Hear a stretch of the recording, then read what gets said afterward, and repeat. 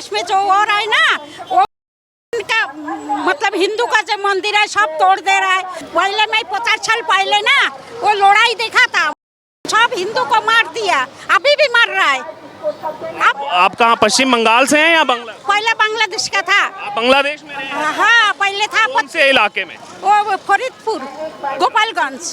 गोपालगंज में रहे? हाँ। अच्छा, तो वहाँ पहले क्या हालात? भाई पहले बहुत आदमी लोग को ना खुल के मतलब मार रहा था, हिंदू ऐसे बहुत मारा, लड़की लोग को ले लेके चला गया। ये लड़की अगर होती तो अभी ममता बनर्जी अनशन पर बैठ जाती, भूख हड़ताल करती और सारे राज्य को इकट्ठा कर लेती, लेकिन वो लड़की, वो बच्ची हिंदू है, उसका यही दोष है। अगर उसके साथ जघन्य अपराध हुआ है, जिस तरीके से रेप किया गया है, उनको सबसे पहले आगे आना चाहिए था, एक महिला होने के नाते। वो अगर वहाँ की उस राज्य की मुख्यमंत्री है तो मुख्यमंत्री बाद में है, पहले वो एक महिला है, महिला का दर्द उन्हें समझना चाहिए था। उन्हें सब कुछ भूल के उस बच्ची के साथ होना चाहिए, उस परिवार के साथ होना चाहिए कि उससे अपराध हुआ है, मतलब उसको सजा दी जानी चाहिए। लेकिन वो बिल्कुल इस चीज़ के बारे में नहीं सोचती है, उनको सिर्फ अपनी पॉलिटिक्स करनी है, सारा विपक्ष चुप है। तो लड़की हूँ, लड़ सकती हूँ तो तभी लड़ेगी ना जब लड़की सुरक्षित रहेगी। प्रियंका गांधी अपने टैग लाइन को बदल देना, एक लड़की होने का नाते उन्हें ये तो पहुंचना चाहिए था उस जगह पर कि उस लड़की के माता पिता किस दौर से गुजर रहे हैं, या एक महिला होने के नाते उस लड़की के लिए संवेदनाएं उनकी मर चुकी हैं। बांग्लादेश में लगातार हिंदुओं पर हो रहे अत्याचार के खिलाफ आज राष्ट्रीय राजधानी क्षेत्र यानी कि दिल्ली के अंदर जो है बड़ा मार्च जो है वो आज निकाला जाएगा। जी हाँ, आपको बता दें लाखों की संख्या में यहाँ पर जो है लोग पहुंच रहे हैं और इस समय पूरी तैयारी मंडी हाउस में यहाँ पर चल रही है और मंडी हाउस से लेकर के जंतर मंतर तक जो है ये मार्च निकाला जाएगा, जिसमें प्रमुख रूप से महिलाएं जो हैं वो इसमें शामिल हो रही हैं और अगर बात की जाए पुरुष भी इसमें शामिल हो रहे हैं जो इनकी व्यवस्था को जो है सुनिश्चित करेंगे। दरअसल बांग्लादेश में जो तख्ता पलट हुआ और तख्ता पलट होने के साथ ही पॉलिटिकल क्राइसिस के बीच में जिस प्रकार से वहां पर हिंदुओं को लगातार टारगेट किया गया, हिंदुओं का वहां पर जो है लगातार जेनोसाइड किया गया, यही देखने को मिला था 1946 में, 1971 में और अब 2024 में भी। आज कहीं ना कहीं उस आवाज को दबाने का प्रयास कुछ विदेशी ताकतें कर रही हैं, लेकिन इसी बीच आज भारत के अंदर जो है आवाज बुलंद की जा रही है दिल्ली की सड़कों पर और एक बड़ा ऐलान जो है, बड़ा संदेश जो है यहां से दिया जाएगा कि बांग्लादेश में जो हिंदुओं पर अत्याचार हो रहा है उसको रोका जाए। देखिए, सबसे अहम बात यह मैं आपको बता दूं कि आज ये जो मार्च जो ऑर्गेनाइज किया गया है, आज है 16 अगस्त। 16 अगस्त का दिन अपने में बहुत महत्वपूर्ण है क्योंकि आज से अगर आप पीछे जाएंगे 1946 में, यानी कि 1946 की अगर बात की जाए 16 अगस्त जो डायरेक्ट एक्शन डे था बंगाल में नोखाली में, सीधे तौर पर 72 घंटे के अंदर 6000 हिंदुओं का कत्लेआम वहां पर किया गया था डायरेक्ट एक्शन डे के तहत। और इसीलिए 16 अगस्त 2024 को जो है आज यहाँ पर ये सब एकत्रित हुए हैं और एकत्रित होने के बाद यहाँ पर अब इस मार्च को जो है वो ऑर्गेनाइज यहाँ पर किया जा रहा है, जो नारी शक्ति मार्च जो है वो इसको नाम दिया गया है। यहाँ से निकल करके जंतर मंतर तक जो है ये मार्च जाएगा। कुछ महिलाएं हमारे साथ मौजूद हैं, उनसे बात। बांग्लादेश में जो हो रहा है ना, वो का मतलब हिंदू का जो मंदिर है सब तोड़ दे रहा है। कहाँ से हैं? हम दही पांडव नगर। अच्छा, कैसे रहने वाले कहाँ के हैं? यहाँ तो पहले मैं 50 साल पहले ना वो लड़ाई देखा था, सब हिंदू को मार दिया, अभी भी मार रहा है। आप कहाँ पश्चिम बंगाल से हैं या बांग्ला? पहले बांग्लादेश का था। आप बांग्लादेश में रहे हैं? हाँ पहले था। कौन से इलाके में? वो फरीदपुर, गोपालगंज।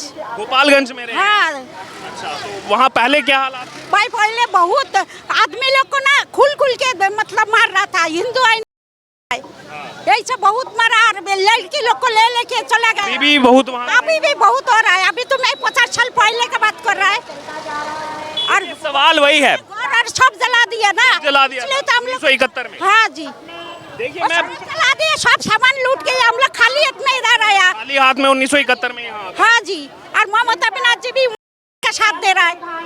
इधर में भी वैसा होगी बांग्लादेश। ममता बनर्जी तो कल कह रही हैं कि राम और वाम, राम जिम्मेदार है। राम जिम्मेदार नहीं है, वही वो ममता बनर्जी, इसलिए तो का साथ दे रहा है। हमारा बात है साथ दे, भाई भाई रहना चाहिए। तो वो लोग क्यों मंदिर तोड़ रहा है? मंदिर क्यों तोड़ रहा है? हम लोग तो मस्जिद नहीं तोड़ा है भाई। नाम क्या बताया आपने? संध्या विश्वास।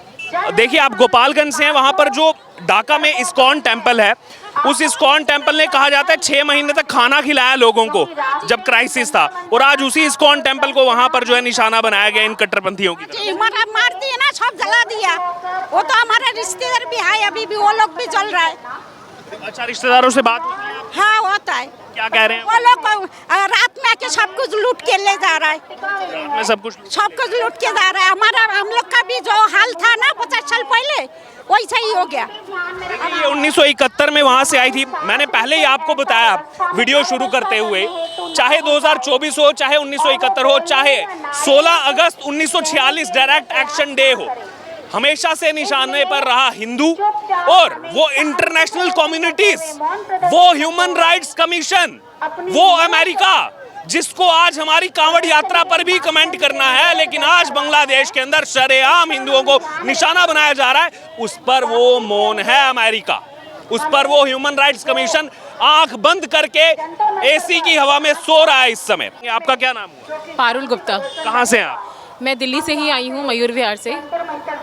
16 अगस्त 1946 को डायरेक्ट एक्शन डे के तहत सबसे पहले बंगाल में हिंदुओं का कत्लेआम हुआ। 1971 में भी वही हुआ। अभी 2024 में जो वहाँ राजनीतिक बदलाव हो रहा था, राजनीतिक बदलाव के बीच हिंदुओं को निशाना बनाना, और आज आप सब सड़कों पर हैं, क्या कहेंगे इसके लिए? मैं इसके लिए यही कहना चाहूँगी कि इसके लिए खुद हिंदू ही जिम्मेदार है, क्योंकि हिंदुओं में एकता नहीं है। जिस भी विश्व के देश में अगर आप उठाकर देख लीजिए, कहीं ना कहीं जो उनके कुचला जा रहा है, दबाया जा रहा है, उनके धार्मिक स्थलों को नष्ट करा जा रहा है। जैसे बांग्लादेश में जब इस्कॉन टेम्पल जलाया जा रहा था, तो किसी के विश्व के किसी एक देश ने भी इसमें आवाज़ नहीं उठाई कि इतना जुल्म क्यों, जब वहाँ इस्कॉन टेम्पल जो 6 महीने तक खाना खिलाता रहा उन्हीं लोगों को, क्योंकि हमारे देश में यही सिखाया जाता है, हमारे हर धर्म को सर्वधर्म संभाव, यानी कि हिंदुओं को भी यही सिखाया जाता है कि आप शरणार्थी को शरण दें, भूखे को भोजन कराएं। तो हमारे मन में यदि ऐसी भावना थी, तो हिंदुओं को ही टारगेट क्यों किया गया?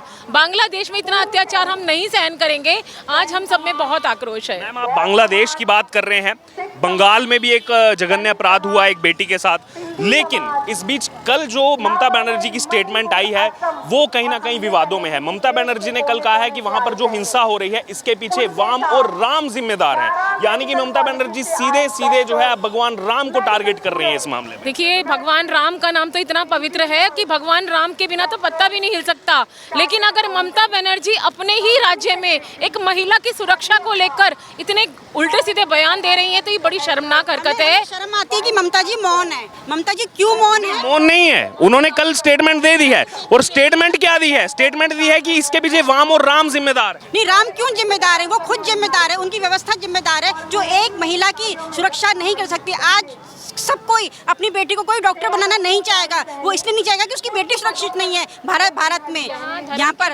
सब ये लड़की अगर होती तो अभी ममता बनर्जी अनशन पर बैठ जाती, भूख हड़ताल करती और सारे राज्य को इकट्ठा कर लेती, लेकिन वो लड़की, वो बच्ची हिंदू है, उसका यही दोष है। अगर उसके साथ जघन्य अपराध हुआ है, जिस तरीके से रेप किया गया है, उनको सबसे पहले आगे आना चाहिए था एक महिला होने के नाते। वो अगर वहाँ की उस राज्य की मुख्यमंत्री है तो मुख्यमंत्री बाद में है, पहले वो एक महिला है। महिला का दर्द उन्हें समझना चाहिए था। हमारे देश में कह रहे हैं कि वो महिला का वो संवेदनाएं भूल चुके हैं। जी हाँ, बिल्कुल वो महिला की वेदना भूल चुकी है। उन्हें सब कुछ भूल के उस बच्ची के साथ होना चाहिए, उस परिवार के साथ होना चाहिए कि उससे अपराध हुआ है, मतलब उसको सजा दी जानी चाहिए। लेकिन वो बिल्कुल इस चीज़ के बारे में नहीं सोचती है। उनको सिर्फ अपनी पॉलिटिक्स करनी है। सारा विपक्ष चुप है, महिला चुप है। क्या आप बात कर रहे हैं, विपक्ष की चुप्पी की बात कर रहे हैं। बीजेपी शासित राज्यों में कुछ होता है तो 1 मिनट में राहुल गांधी पहुंच जाते हैं, प्रियंका गांधी वाड्रा आप मुहिम चलाती हैं, लड़की हूँ लड़ सकती हूँ, लेकिन दोनों इस मामले में ना तो वहां जा रहे हैं ना कोई बात कर रहे हैं, क्योंकि साथ ही टीएमसी की सरकार है। तो लड़की हूँ लड़ सकती हूँ तो तभी लड़ेगी ना जब लड़की सुरक्षित रहेगी। प्रियंका गांधी अपने टैग लाइन को बदल देना।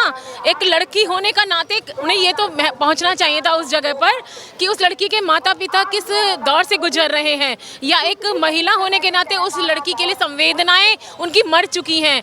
तो इसमें पॉलिटिकल स्टेटमेंट ना दे कोई भी। राष्ट्रपति शासन लगना चाहिए, बिल्कुल लगना चाहिए। हम तो चाहते हैं शासन लगना चाहिए, बिल्कुल लगना चाहिए। महिलाओं पर बंद करो 1 2 3 4 हिंदुओं पे अत्याचार बंद करो, बंद करो। सारे हिंदुओं को एक होना चाहिए, अपनी जाति पाति भुला के सब। अगर हिंदू एक होगा तभी कुछ हो पाएगा, अदरवाइज कुछ नहीं हो पाएगा। आप भी चाहते हैं बंगाल में राष्ट्रपति शासन लगे? हाँ जी, जरूर लगे। और बाकी जिसने भी जो भी किया उसको फांसी होनी चाहिए, उस बंदे को बख्शा नहीं जाना चाहिए। एक बंदा नहीं है, देखिए बार बार देखिए नैरेटिव ये सेट किया जा रहा है। एक व्यक्ति जिसको पकड़ा गया कि इसने जघन्य अपराध किया, लेकिन जो पोस्टमार्टम रिपोर्ट आई है, जो एक्सपर्ट्स कह रहे हैं वो कह रहे हैं कि ये एक नहीं कम से कम 3 लोग इसमें शामिल हैं। और क्यों सरकार बचा रही है ममता सरकार की? पता नहीं क्या स्वार्थ है सरकार का। मुझे तो लगता है कि उनको फांसी देनी चाहिए, तभी आगे किसी की हिम्मत नहीं होगी ये सब करने की।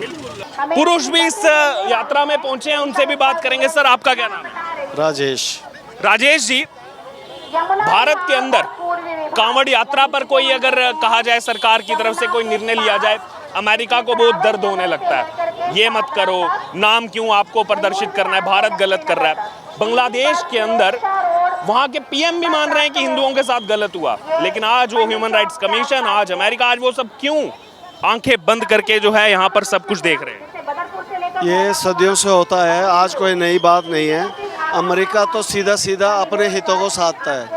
अमेरिका एक ऐसा देश है जो सिर्फ ये चाहता है कि विश्व में उसके हथियार बिकते रहें। वो कभी भी शांति की तरफ कोशिश नहीं रहती है उसकी। वो चाहता है कि जो लड़ाएंगे आपस में तो उसके हथियार लॉबी वहाँ पे जो है उसको वोट देगी। तो उसकी नीति तो सरासर साफ है कि शांति में कभी भी वो पक्षधर नहीं रहा, उसको अपने हथियार बेचने हैं।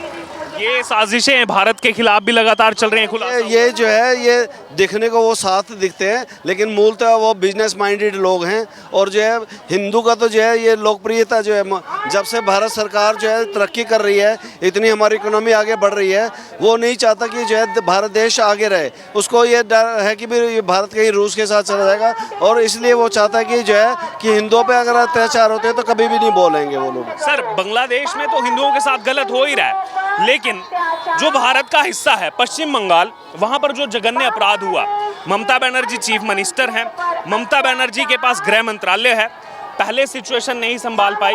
लेकिन अब अगर आप देखेंगे जो वहां परसों प्रोटेस्ट हुआ, परसों भीड़ को बेच करके जो भी वहां पर सबूत मौजूद थे उनको वेंडलाइज करने का प्रयास किया गया। इस पर ममता कह रही हैं कि ये वाम और राम ने मिलकर किया है, सीधे सीधे राम को टारगेट कर रही हैं। देखिए, मैं ये चाहता हूँ कि पॉलिटिकल पार्टीज़ का अब समय आ गया है कि उनको जो है अपनी स्वार्थ की राजनीति से ऊपर उठ के देश हित की बात करनी चाहिए।